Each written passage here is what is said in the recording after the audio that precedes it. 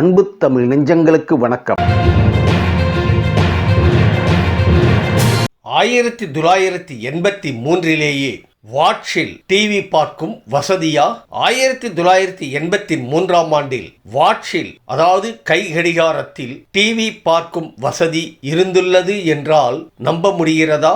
சீகோ TV watch, அப்போதே சீகோ T001 என்ற பெயரில் வாட்ச் ஒன்றை அறிமுகப்படுத்தியுள்ளது. அதில் எங்கிருந்து வேண்டுமானாலும் டிவி பார்க்கலாம்.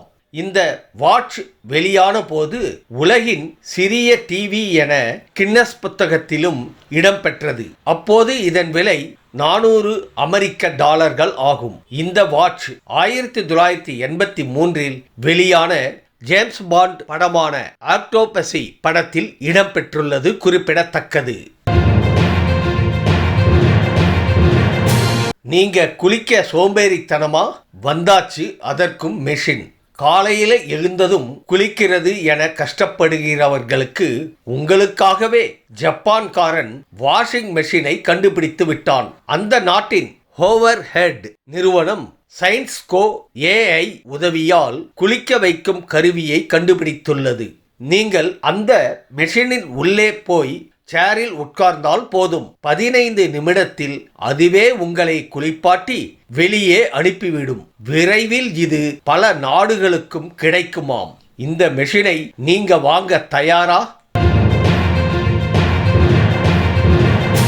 இதயமே இல்லாமல் வாழ்ந்த உலகின் முதல் மனிதன். நம்மில் யாராவது ஈவு இரக்கமற்ற செயலை செய்தால் உனக்கு இதயம் இல்லையா என கேட்பது உண்டு. ஆனால் உண்மையில் இதயம் இல்லாத ஒருவனை உங்களுக்கு தெரியுமா?